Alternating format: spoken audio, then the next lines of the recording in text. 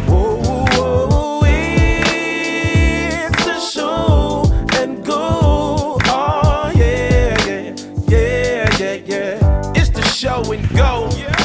What's up, everybody? We're back for the show and go. We had a little hiatus. My name's Luke. We've got Jackson in, and we've got SOS Scope coming in again, coming in late. He's done his little run this morning. How you feeling, Scope? Yeah, good. Like I said, it's always good to get after it, especially when I treat myself on the weekend like I did up the Hunter Valley. Boys, what's doing? You normally get me on a Friday at the end of the week when Ice has been very fatigued from a hard week of work, but you've got me in on a hump day. What's doing? I know. Well, that's one of the reasons why we brushed Friday. Everyone was a bit dusty after the little footy companion that the boys did. You guys loaded up and went hard. The screws started to get a bit loose there in the second half. You could feel it coming. Yeah. I had a few people message me and go, fuck, were you half cut? Because they didn't obviously see the first bit. And we did a few leg swings down at Bondi before we got on the podcast that we probably regret. I know next time we'll have a couple, but I think we polished off about 6 or 7 fucking schooners. So we'll be wary of that next time.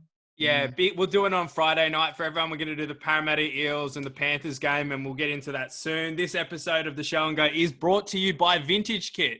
Vintage Kit. Oh, June no way, 12th. are we? Oh, yeah. What's up, baby? So we've got baby? June Friday. 12th coming up. Newly partners of YKTR. First one to drop since joining the club. Welcome, Jackson. How's the drop looking? Thanks, mate. It's good to be a part of the team finally. Yeah, good, mate. It's looking good. The old Nike capsule's going to fire. We got the jackets. You can see over my shoulder there. So yeah, I didn't know I was going to do an ad read. Otherwise, I would have come a bit more prepared. But mate, show and go leveling up, mate.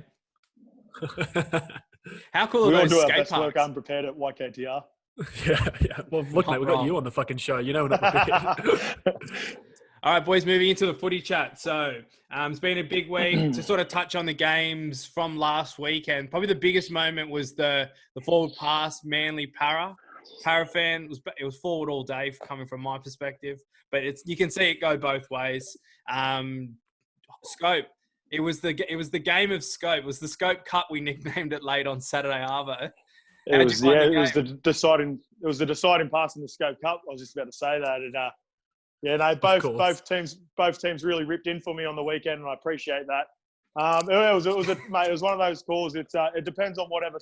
It seems to be that more neutrals thought they should have let it go. Like that's what you got to look at really, because Manly fan, being a Manly fan or Manly and Para fan, I was sort of like it didn't really bother me. I'm sort of leaning towards had me better days at Manly, so I'll more go for Manly. But it's one of those calls could go either way, and I don't think you can crucify the call too much. It's just one of those things sometimes we complain that there's too much interference from the video referees and whatnot, and sometimes you just got to let the decision come down to the refs that I thought have done a really good job to start the first couple of weeks, and the touchies and just roll by that. But yeah, obviously it doesn't help out. That doesn't feel any better for Manly fans or the Manly team in particular.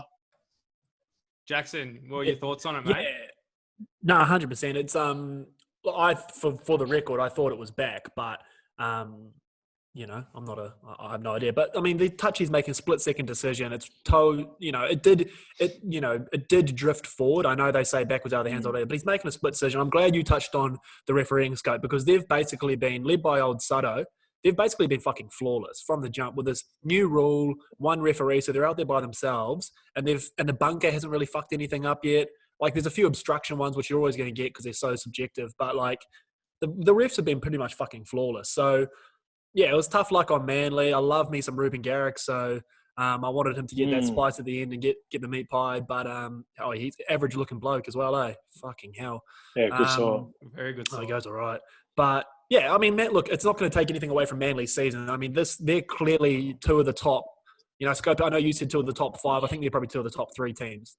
Them and the Chooks. I mean, I know Canberra's still flying. They took an L on the weekend, but fuck, man, they're both good sides. It's not going to matter a whole lot in the grand scheme of things. But yeah, you feel for the question I want to know is, Scope, do you reckon?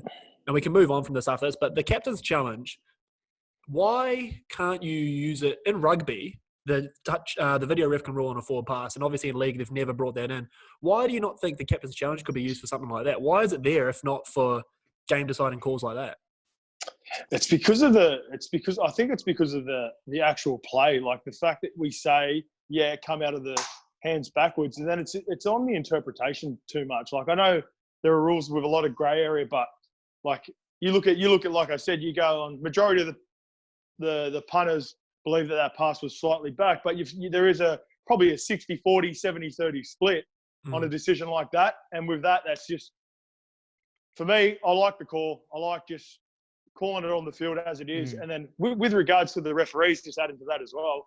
I like the fact with the 6 again rule that you don't get an opportunity for a captain to come in and complain about the call and it slows it down. Therefore, you don't really, before the play's gone, and rather than during all that, with when you're blowing a penalty, what it gives us the chance to do is replay the play a few times, watch it, see how they got it wrong. Shit, he's missed it there, or he's fucked it up, or he's got it right. Rather than they just roll and then you just go, oh, sweet. And then you forget about what even like the ruck control, what they were doing.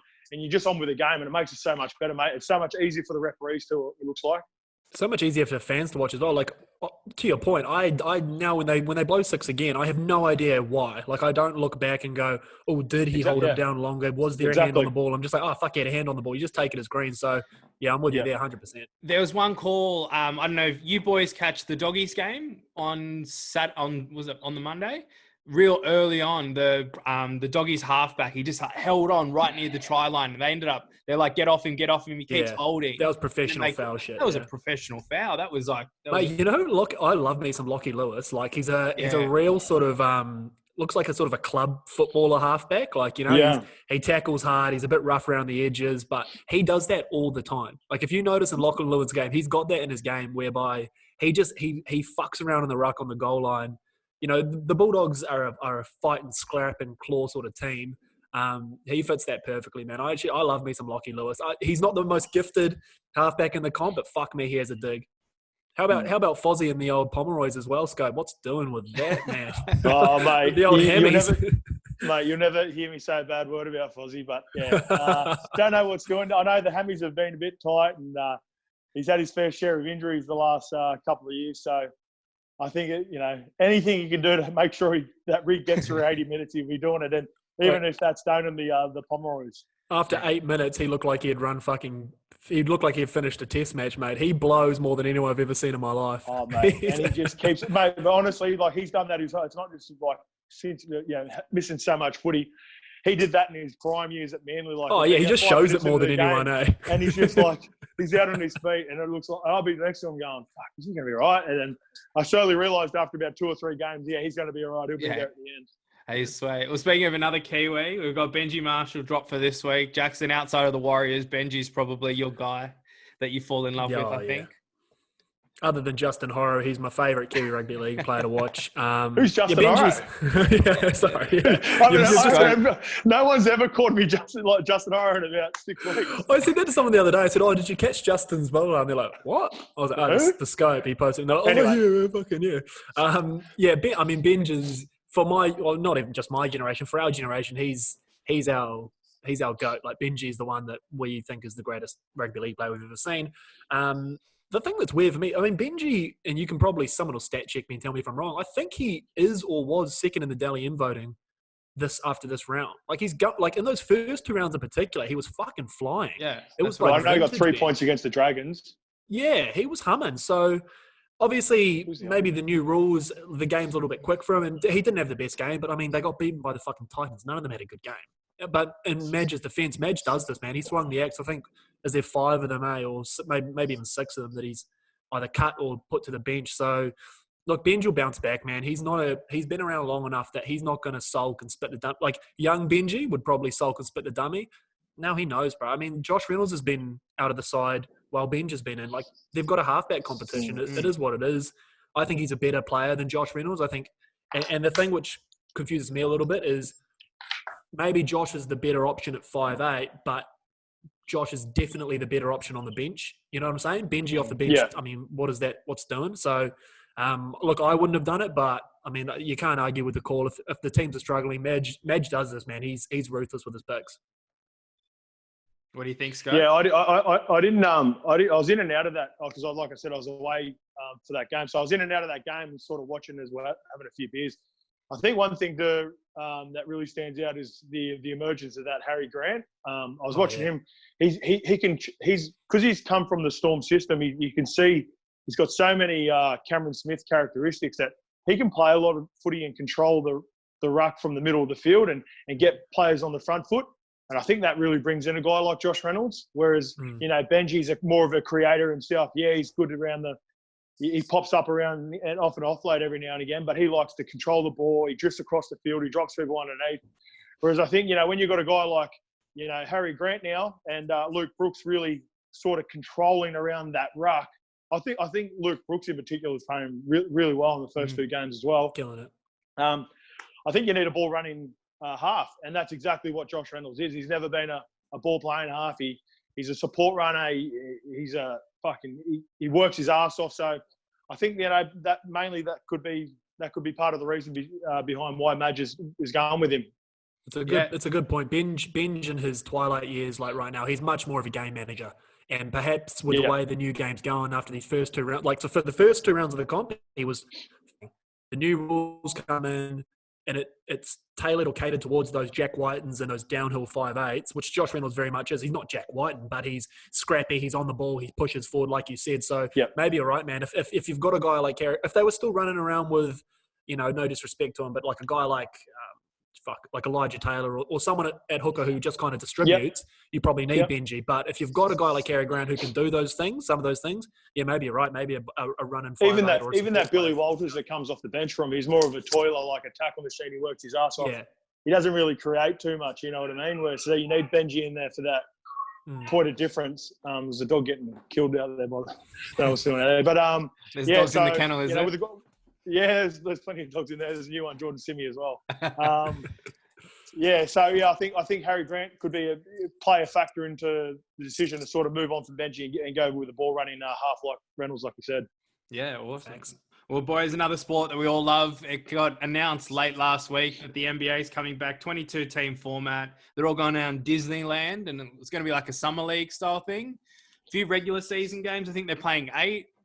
Just to sort of get the legs going leading into the finals. But they've sort of catered for teams like your Pelicans. Clearly, Zion's a big play. They wanted to get him part of the mix, and they have. And Jackson, I know you briefly spoke about it on your podcast this week. It's exciting. We're going to have a bit of NBA late July 31st, isn't it? Yeah, it seems like the sort of the last domino to fall, right? We got footy back. The UFC's back coming. Scope's got his horses. Like this, once the NBA is back, we'll be away. So it's going to be interesting. And like, it's the NBA, bro. They're going to find a cool, interesting, different way to do it. They're already going to fucking Disneyland or wherever they're going. They've got this little play-in tournament, so it's going to be March Madness style for that 8 seed, which it's going to be fun to watch. But like I said on the old Barely Ballers party, like for what? You know what I mean? Like they had this amazing play-in tournament and we get all this hype and it comes down to Memphis and the Pelicans and Zion gets in and then he gets swept in the first round because they have to play the Lakers or something. It's not going to really mean much in the grand scheme of things, but I like the addition of having 8 season games for seeding, but more so to blow the cobwebs out. Because, these boys haven't played together in a long time. So they'll come back. Russell Westbrook will go 1 of 38 from the field for a few games and get his legs back under him. Giannis coming back off that knee injury, he's going to love this break, but he'll still need to get game fitness. So by the time the playoffs start, I think you're going to have the best product possible, man. You're going to have everyone fit and healthy with 8 games under their belt to sort of get their rhythm back, and the best teams are still going to be there. The play-in tournament, it is what it is. It's going to be something different and innovative and exciting, but in the grand scheme of the, chase for rings, it's like the NRL. It's probably a fucking 3 or 4 horse race anyway, so who gives a shit? You got any cards that you're riding on for the season return, Scope? Any? I've sort of been PCing Tyler Hero, and I've gone away from some of the big dogs that everyone's chasing and sort of gone a few players like Tyler Hero and Cam Johnson from the Suns, and just buying a few cheaper cards and hopefully hoping they crack, because that's all I seem to be hitting as well. I can't hit any fucking Lucas. I can't hit any Zion. So I've had to change my tactics. But with regards to the comp, I think it's going to suit. Obviously, that bracket and the way they're playing is going to suit the big dog teams even more so, which is good because you want to see the best teams playing at the end of the year as well. And in particular, like the Clippers, with the load management that they've been doing for Kawhi and a shortened season, I just think like I said, I talked about the Clippers earlier on in the year. This is before all these new the new format, and I think it suits them even more so now. Like their roster from probably 1 to 7, which is what you get into when it gets to playoffs. I know you've got 12 players playing, but really you've got to have your core 7 to 8 in place. Really, when it comes to the nitty gritty of the games, and there's no better team than the Clippers, I think, and I think it'll really suit the Clippers and Kawhi in particular. So I'm looking forward to it though. It's like you said, it's the last domino, like UFC and all that's been running. Hopefully the NFL's ready to run on time as well. So it should be good. Like sports coming back. Once we get our NFL back, mate, we'll be away, you and me. I was thinking, Scope, we can get together for a companion, an NBA companion under your little umbrella. Okay. So if it's a mad playoffs game, if it's a seeding game, something like that with a bit of stick to it. We can do that during the day, and then people can, if we get it up quick enough, people can then watch it at night and sync it together. Yeah. So that'll be fun. That'll be good. Something to think about. Get Jordan Simeon to lie through his teeth about how good he is at basketball and stuff. That'd be good. What, a few porkies?